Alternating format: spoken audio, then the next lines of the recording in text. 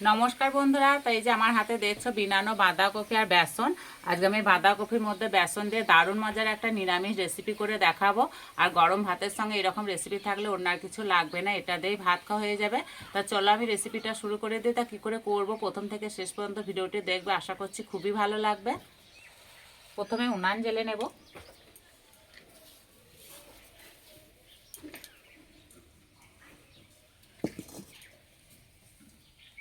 কড়াই দেবো জল, আর বাঁধাকপিটা একটু ভাপিয়ে নেব। জল গরম হয়ে গেছে, দিয়ে দেব।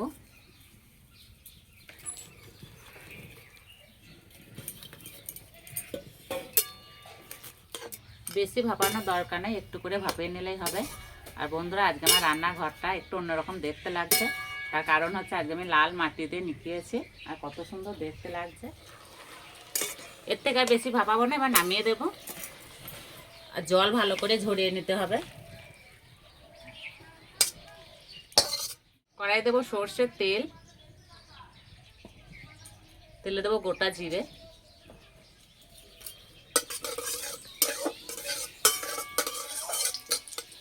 জিরে থেকে খুব সুন্দর একটা গন্ধ বেরিয়েছে। এবার জল ঝরানো বাঁধাকপি দিয়ে দেবো।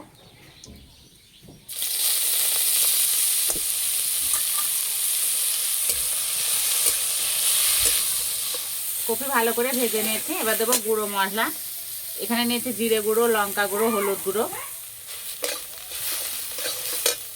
এবার দেবো স্বাদ মতো নুন।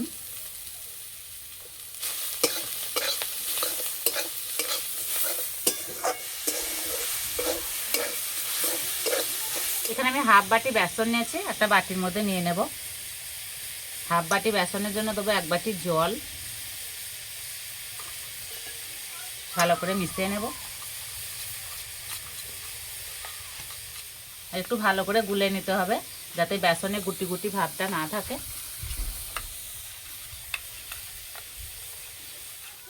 এবার গুলে রাখা বেসনটা দিয়ে দেব।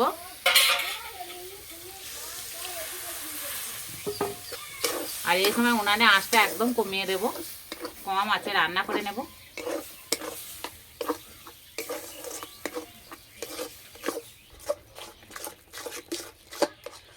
বন্ধুদেরকে আমি বেসনের মাপটা বলে দিয়েছি, কিন্তু কপির মাপটা বলা হয়নি। আমি এখানে একটা মাঝারি সাইজের কপি থেকে অর্ধেকটা নিয়েছি। এবার এই রান্নার মধ্যে 1 চামচ সুজি দিয়ে দেবো, এতে রান্নাটা খুব তাড়াতাড়ি জমে যাবে।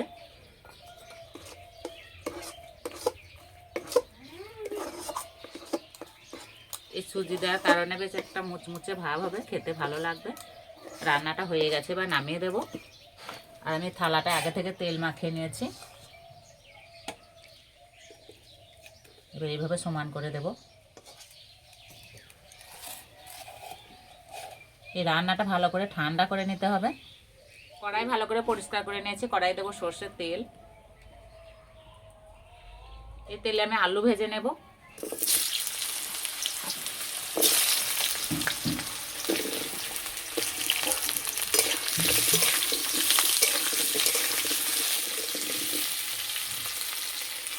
এদিকে কপিটা ঠান্ডা হয়ে গেছে, এবার পিস পিস করে কেটে নেব।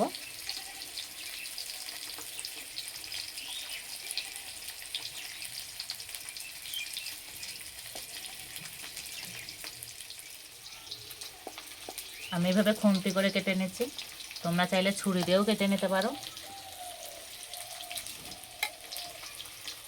এই যে দেখতে কত সুন্দর লাগছে।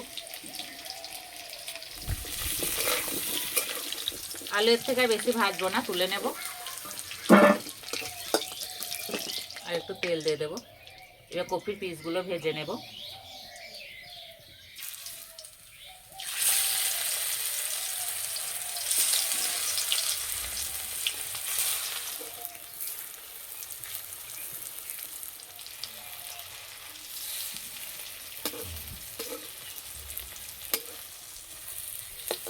উল্টে পাল্টে বেশ লাল লাল করে ভেজে নিয়েছি।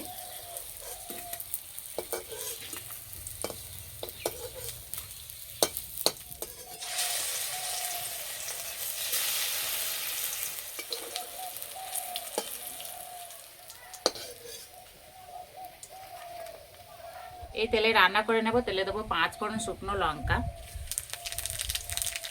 ভেজে রাখা আলু দিয়ে দেবো।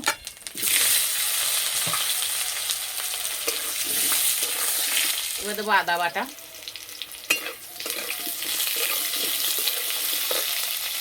এবার দেবো লঙ্কা গুঁড়ো, হলুদ গুঁড়ো, জিরে গুঁড়ো, সামান্য জল দিয়ে মশলা কষিয়ে নেব।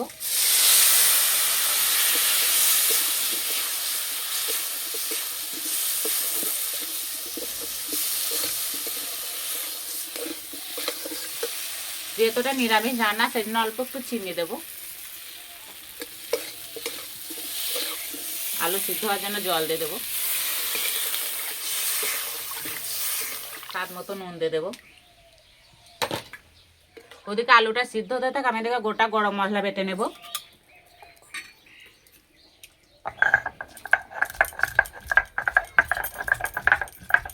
এই গরম মশলা যদি একটু বেটে দেওয়া হয় না, রান্নার স্বাদটাই পাল্টে যায়, খেতে দারুণ লাগে।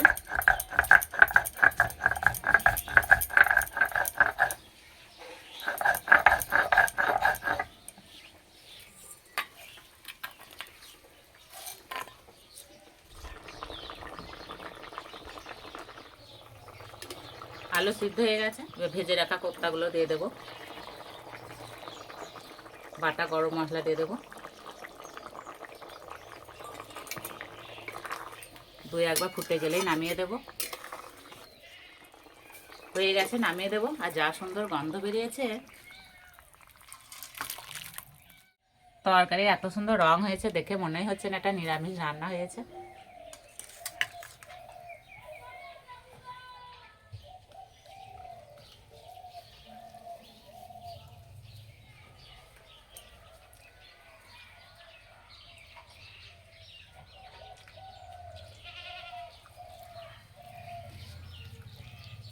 খেতে বন্ধুরা দারুণ লাগছে।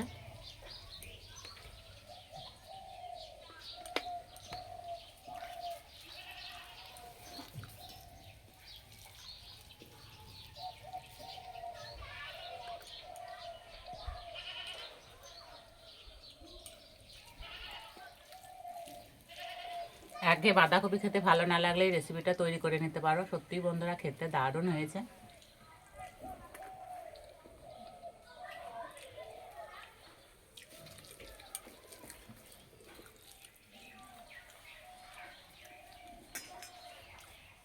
এইভাবে রান্না করলে বাড়ির ছোট থেকে বড় সবাই খুবই পছন্দ করবে। তো এইভাবে রান্না করে খেয়ে আমাকে কমেন্টে জানাবে কেমন লেগেছে। আজকে রেসিপিটা ভালো লাগলে বন্ধুদের সঙ্গে শেয়ার করবে, চ্যানেলটি সাবস্ক্রাইব করবে। আজকে এই পর্যন্ত, আবার অন্য কোনো রেসিপিতে দেখা হবে। সবাই সুস্থ থাকবে, ভালো থাকবে, সাবধানে থাকবে।